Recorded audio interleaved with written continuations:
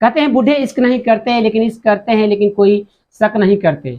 एक व्यक्ति जो अपने दोस्त के साथ बैठकर बातें कर रहा होता है, रात के करीब 11 बज जाते हैं। 11 बजने पर वह व्यक्ति को नींद आने लगता है तो वह दोस्त को कहता है कि चलो कल मिलते हैं। वह वहीं पर चारपाई पर सो जाता है। वह दोस्त घर से जाने की बजाय वह सीधे वह उसकी बेटी के रूम में चला जाता है।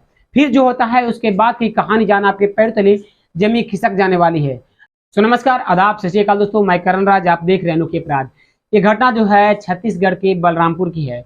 वहीं पर रहने वाला ब्रजेश जो अपने परिवार के साथ बहुत ही खुशहाली से रह रहा होता है। उस परिवार में 4 लोग थे, उसकी पत्नी, उसका बेटा और उसकी बेटी। उसकी बेटी जो कि अनीता, जिसकी उम्र 24 साल थी, और उसका बेटा अंकित, जिसकी उम्र 28 साल थी। वे सभी बहुत ही खुशहाली से रह रहे होते हैं। दिन उनका गुजारा अच्छे से हो रहा होता है, जो कि उस एक शाम को करीब 7 बज रहे होंगे। 7 बजने पर जो अनीता थी वह अपने किचन में खाना बना रही होती है, अपनी माँ का हेल्प कर रही होती है, उसके साथ मदद कर कर खाना बना रही होती है। तभी दरवाजे पर एक व्यक्ति की दस्तक होती है। वह अनीता जो होती है दरवाजे को खोलने के लिए पहुंच जाती है। जब वह दरवाजे पर खोलने के लिए पहुंचती है तो देखती है कि एक व्यक्ति है जो उसके दरवाजे पर सूट बूट पहनकर खड़ा है। वह व्यक्ति जो था अनीता को देखकर मुस्कुरा रहा होता है। अनीता भी उसे देखती जा रही थी। अनीता को रहा नहीं जाता है, वह पूछ देती है कि आप कौन हो। तो वह व्यक्ति जो था वह बताता है कि मैं बहुत साल पहले इस गांव में रहा करता था, जो मैं तुम्हारे पिता का दोस्त हूँ, जो तुम्हारे पिता से मिलना चाहता हूँ। जिन्हें बताओ कि छोटे लाल नाम का एक व्यक्ति है जो उनसे मिलने आया है। जो अनीता थी वह अपने पिता के पास जाती है और बताती है कि छोटे लाल नाम का व्यक्ति है जो आपसे मिलने आया है और सूट बूट पहना हुआ है। वह ब्रजेश जो था वह तुरंत वहां से उठता है और दरवाजे पर पहुंचता है और दोनों गले मिलकर वहां से ब्रजेश जो था वह छोटे लाल के हाथों को पकड़कर वह सीधे अपने रूम में लेकर चला जाता है। दोनों मिलकर बैठकर बातें करने लगते हैं। रात के करीब 8 बज जाते हैं। 8 बजने पर सभी लोग जो थे खाना खाने के लिए बैठ जाते हैं, लेकिन छोटे लाल जो था वह अनीता की ओर बार बार देख रहा होता है और मुस्कुरा रहा होता है। उधर अनीता जो थी वह भी छोटे लाल को देखती हुई जा रही थी। दोनों एक दूसरे को देख रहे थे, दोनों की नजरें लड़ रही थी, लेकिन घर में किसी को कुछ खबर नहीं थी। खाना खा लेने के बाद दोनों जो थे वह अपने रूम में चले जाते हैं। छोटे लाल जो था वह कहता है काफी रात हो चुकी है, जो मैं अब अपने घर जाता हूँ, जो तुम सो जाओ। वो छोटे लाल वहां से अपने घर के लिए रवाना हो जाता है। अब इसी तरह का जो सिलसिला था वह हर दिन होने लगा था। छोटे लाल हर दिन उसके घर में आता और दोनों मिलकर बैठकर बातें करते हैं। ब्रजेश और छोटे लाल और अनीता हर दिन चाय पकौड़े कुछ न कुछ लाकर दोनों को दिया करती थी। छोटे लाल जो था वह बार बार अनीता को देखता हुआ रहता, अनीता भी उसके देखती हुई रहती। दिन गुजरते हुए जा रहे थे, करीब महीने दिन गुजरते गए। महीने दिन गुजरने पर के बाद जो कि 23 मई 2023 को, जो कि अनीता के घर में कोई नहीं था। अनीता के माँ और उसका भाई दोनों शादी के फंक्शन में गए हुए थे। उस घर में सिर्फ अनीता और उसके पिता जो कि थे, और उसी शाम को करीब 8 बज रहे होंगे छोटे लाल वहां पर पहुंच जाता है, जो कि हर दिन की तरह हुआ उसके साथ पिता के साथ बैठने के लिए। उस दिन काफ़ी ज़्यादा अंधेरा था, घर में लाइट नहीं थी। लाइट नहीं होने की वजह से जो कि लालटेन होता है, लालटेन को बीच में जला दिया जाता है और सभी लोग बैठकर बातें करते हुए रहते हैं। जो अनीता थी वहीं पर साइड में बैठकर वहीं पर सुन रही होती है सारी बातों को। सुन यही सब देखकर वह जो छोटे लाल था वह कहता है कि तुम्हारी बेटी जो कि उम्र हो चुकी है अब शादी की, क्यों ना तुम अपनी बेटी की शादी कहीं करा दो।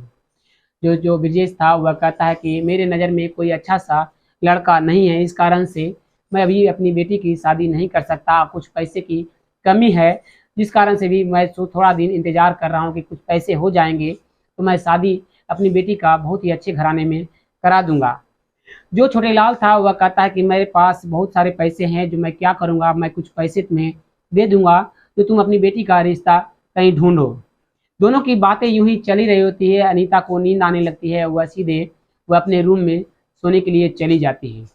रात के करीब 11 बज जाते हैं। 11 बजने पर जो ब्रजेश था वह कहता है कि मुझे भी नींद आ रही है, तो चलो तुम अपने घर चले जाओ, क्योंकि अगर सोना है तो सो सकते हो, अगर नहीं सोना है यहाँ पर तुम अपने घर चले जाओ, जो कि दरवाज़ा भी लॉक करना है।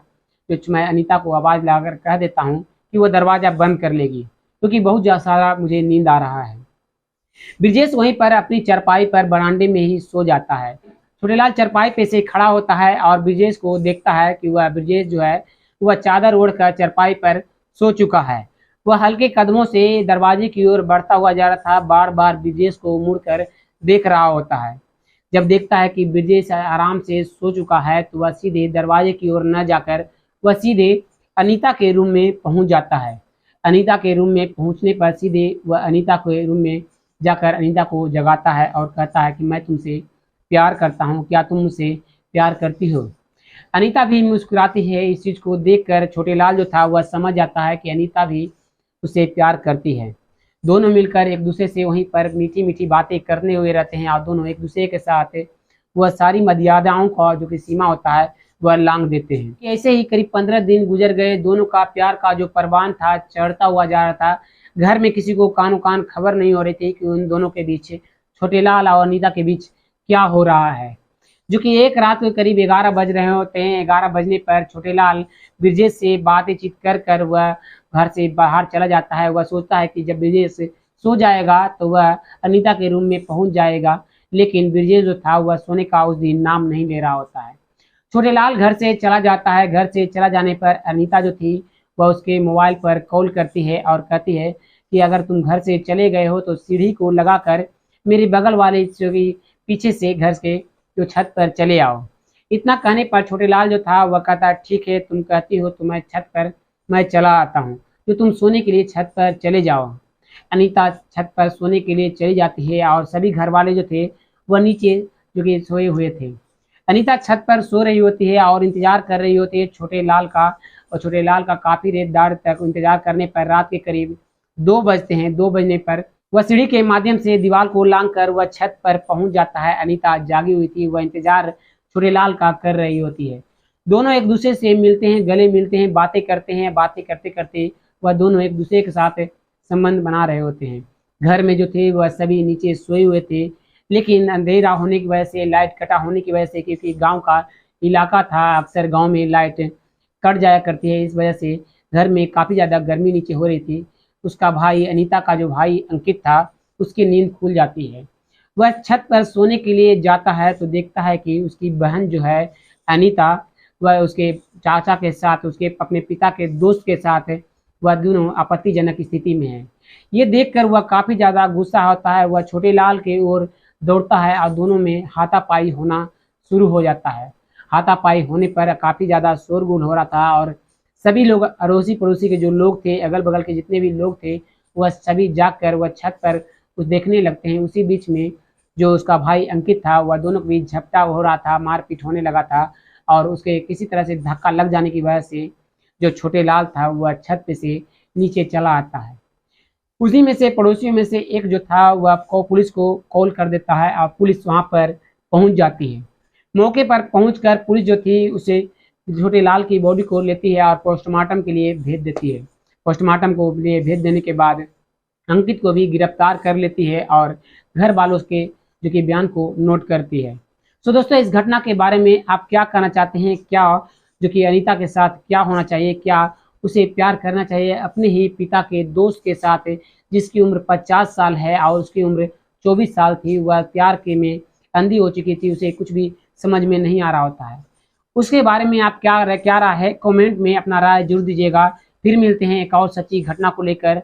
और ऐसे ही आप रेगुलर कहानी सुनना चाहते हैं तो हमारे चैनल को सब्सक्राइब करना ना भूलें। फिर मिलते हैं एक और सच्ची घटना को लेकर। तब तक के लिए धन्यवाद। जय हिंद।